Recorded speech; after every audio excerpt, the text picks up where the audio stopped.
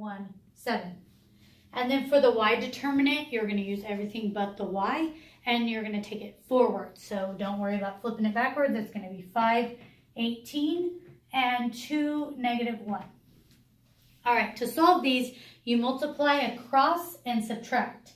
So it would be 5 times 7 minus 2 times negative 3.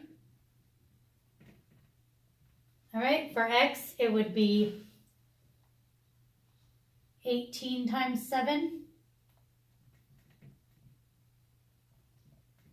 minus negative 1 times a negative 3. And for the y, it would be 5 times negative 1 minus 2 times 18. All right, so we'll go ahead and do these and get our numbers. 5 times 7 is 35. And then we have a 2 times a negative 3, which is negative 6. So it's minus negative 6, which is plus 6. 35 plus 6 is 41. So our system determinant equals 41. All right, x determinant, 18 times 7 is 126. And then you have a negative 1 times a negative 3, which gives you a positive 3, So it's minus 3, which is 123. So our x determinant is 123. And our y is 5 times negative 1, which is a negative 5, minus 2 times 18, which is 36. Negative 5 minus 36 is a negative 41. So our y determinant is a negative 41. All right, now to get x, you are going to take the x determinant and divide it by the system determinant. So you're going to say x equals x determinant divided by system determinant, and y equals y determinant divided by the system determinant. All right, so the x determinant is 123 divided by 41, and the y would be equal to negative 41 divided by positive 41. All right, so 123 divided by 41 actually equals 3, I believe. And a negative 41 divided by positive 41 is negative 1. So x equals 3 and y equals negative 1.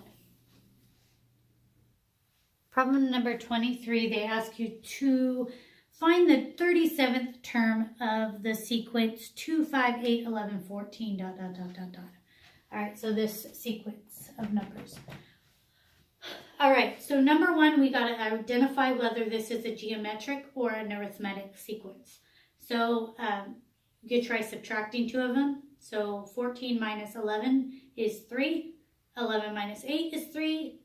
8 minus 5 is 3. 5 minus 2 is 3. So that tells me it's arithmetic. We're adding 3 every time.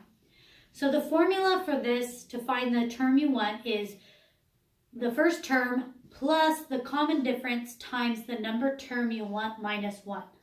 Okay, so it looks like this. A stands for the first term equals the plus the common difference times the number term you want minus 1.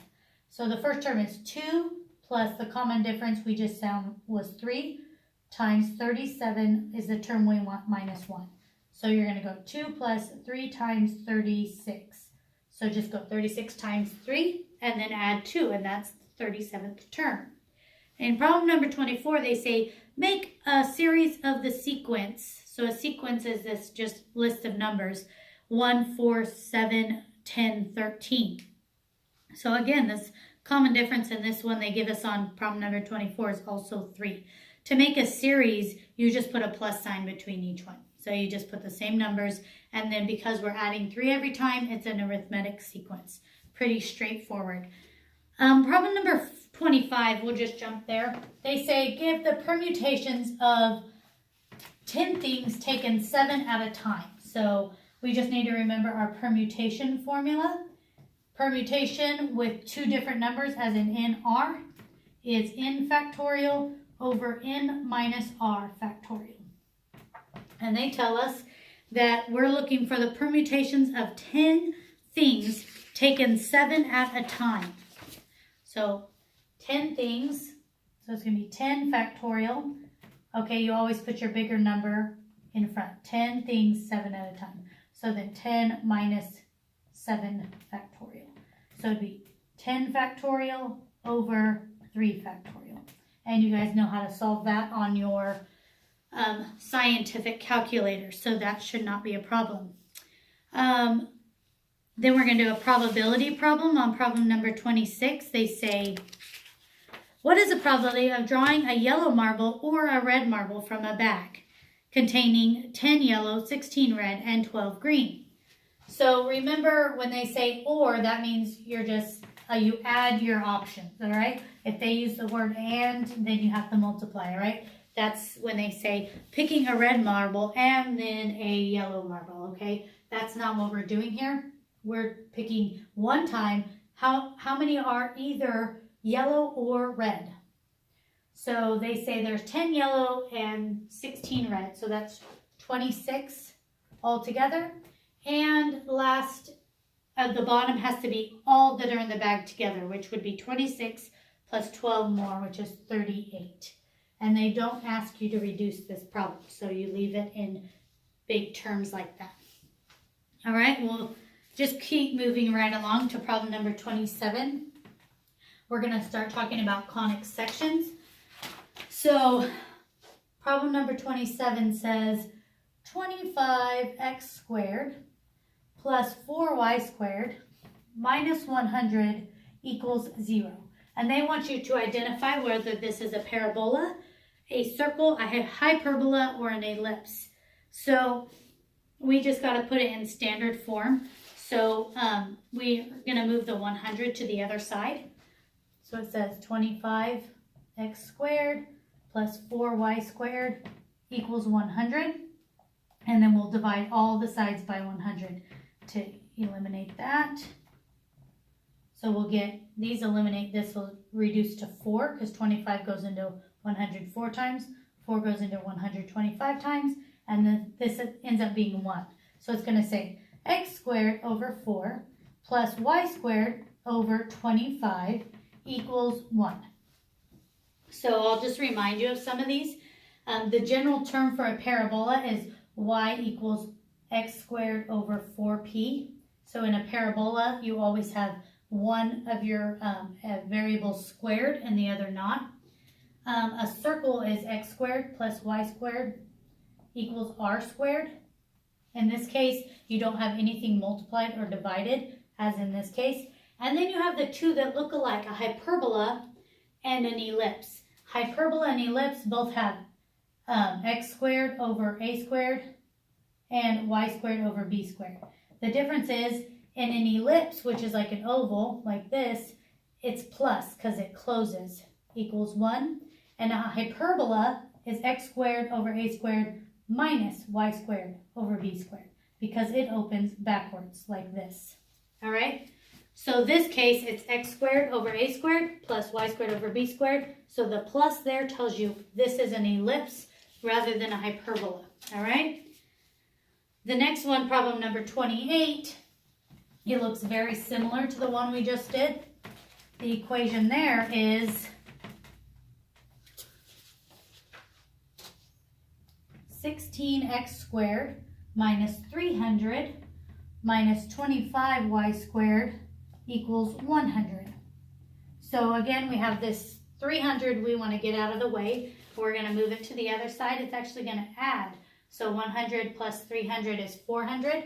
So we have 16x squared minus 25y squared equals 400. So the same thing as last time. We're going to divide both sides by 400. And you guessed it, 16 goes into 425 times, 25 goes into 416 times, and these cancel to a 1. So it looks very similar to the last one, x squared over 25, but this one says minus y squared over 16 equals 1, which makes it not an ellipse because of the minus sign. It's going to be a hyperbola. On number 29, they ask for the asymptotes. So in a hyperbola, the asymptotes are equal to y equals plus or minus, is it b over a? Just one second. Yes, b over a x. So if you'll remember, and in a hyperbola, it's x squared over a squared minus y squared over b squared. So this is b squared. B squared in this case is 16. So the square root of 16 is 4. So b would just be 4 and a would just be 5. So y equals plus or minus 4 over 5 x squared. Number 30, they give us another equation they want us to identify. This equation says 4x squared plus 4 times y squared minus 4 equals 0. So we gotta rationalize again. It's not straightforward. We're gonna have to simplify it. 4x squared, we're gonna do our multiplication here. 4 times y squared is 4y squared, and 4 times negative 4 is a negative 16 equals 0. So you're gonna have 4x squared plus 4y squared equals 16, and we'll divide everything by 4 to get rid of that. So we have x squared plus y squared equals 4. So we just talked about this a minute ago. Remember, x squared plus y squared equals r squared. That's a circle, all right? There's nothing multiplied to the 4s. There's nothing divided. To the variables. There's nothing divided. It is a circle. Number 31, then they ask us a few questions about this circle. They say, what is the center? So the long form of this equation is x minus h squared plus y minus k squared equals r squared. All right, so if there's a center besides 0, 0, it will be added or subtracted in parentheses with x and y. There's not, so that means our center of this problem is at 0, 0. And then remember, it's always equals r squared. So that is r squared. So r would be the square root of 4, which in the square root of 4 is 2. All right. And then number 32, we'll finish this up, 32 and 33. And also we'll cover number 6 in this.